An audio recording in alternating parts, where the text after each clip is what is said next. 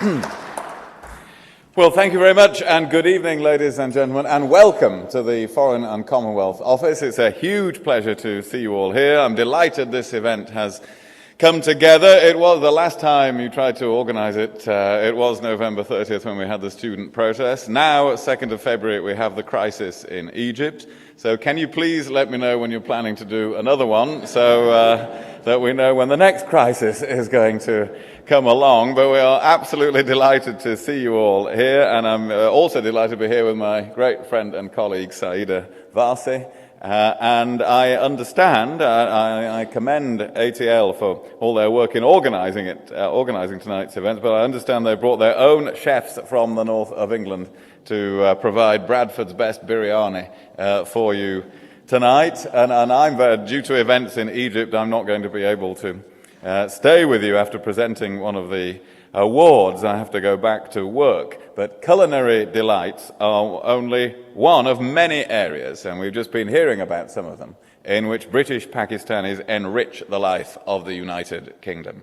And as I said in a speech to the British Pakistan Foundation in October, the Pakistani diaspora makes a huge contribution to our national life, to our parliament, to our schools, our hospitals, our legal system, our universities.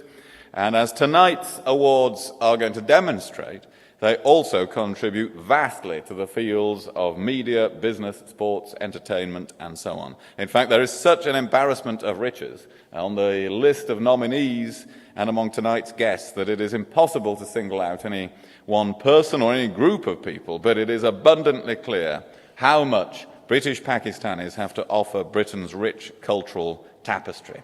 This community is born of special ties that have bound our two countries together for a long time, ties that are rooted in history, genuine in sentiment, and now dynamic in nature.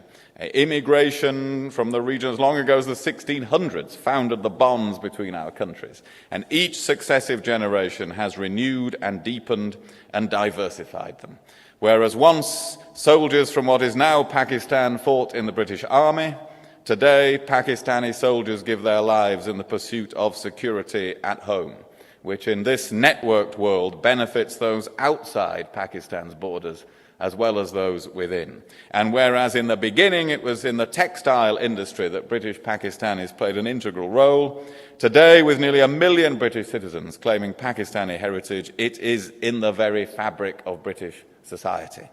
Our increasingly networked world affords opportunities for the dynamic development of these long-established bonds. The reach of modern technology has meant that now more than ever before, our two countries and societies are interwoven. Over £1 billion in trade flows between us every year. Almost 10,000 Pakistanis currently study in Britain, and there are 1.4 million journeys between Britain and Pakistan each year.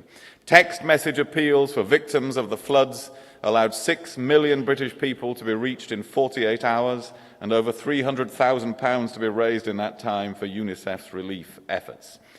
It demonstrates the power of the networked world to bring our two societies closer together. In total, the British public contributed £69 million to the Disaster Emergency Committee's flood appeal so far, representing one of the largest public contributions of any country in the world, a huge fundraising effort in which many of you naturally played an integral part. In the 3 months after the flood, remittances to Pakistan also rose by over $100 million a month. Such actions provide a shining example of the power of society to act as a force for good, the central tenet of our government's vision of a big society. And as tonight's achievements demonstrate, the British Pakistani community has and will continue to play a vital role in realising this vision. I'm delighted that tonight we will raise further much-needed funds for the victims of the floods. It's right that we in Britain continue to focus attention on this issue as a good friend of Pakistan. All too often, as camera crews leave and the media spotlight dims, the world's gaze shifts to new events. But those affected by the floods, who suffered a great deal, will need our support for a considerable time to come. For this reason, the British government has committed £134 million to help people affected by the monsoon floods. We've provided safe drinking water for 2.5 million people tents and shelter for 1.3 million people, and basic health care for around 2.3 million people. We've also brought forward a £10 million bridge projects. 10 bridges we shipped from the UK are now in Pakistan. We're committed to strengthening still further the bonds between Britain and our firm friend, Pakistan. That's why I visited Pakistan in June, keen to build relationships early in the life of this coalition government, and that is why the government works with Pakistan every day across a range of issues, and will continue to endeavour to find further ways to work more closely with one another.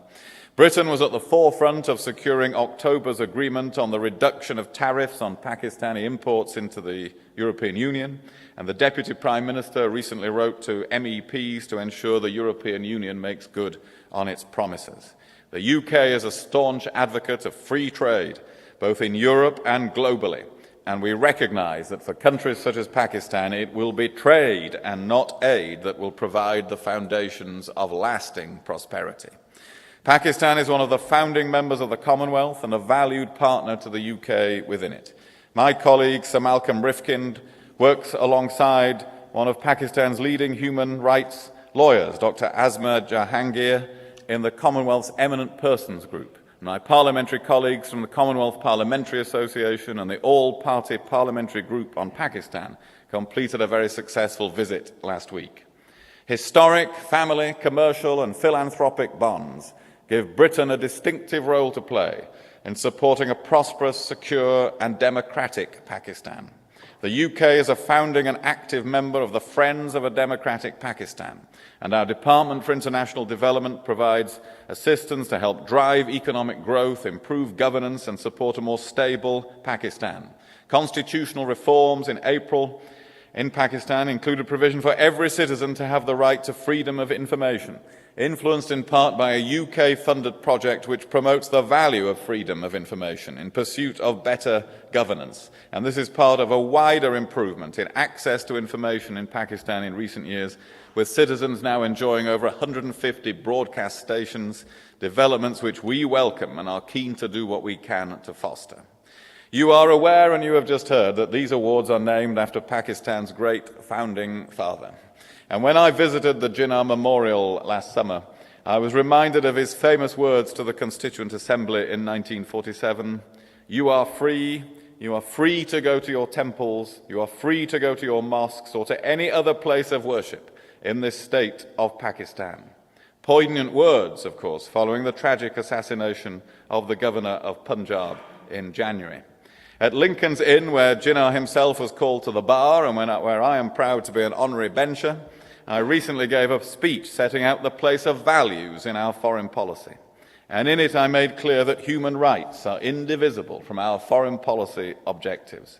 And we continue to urge the government of Pakistan fully to guarantee the fundamental rights of all Pakistani citizens, particularly the most vulnerable.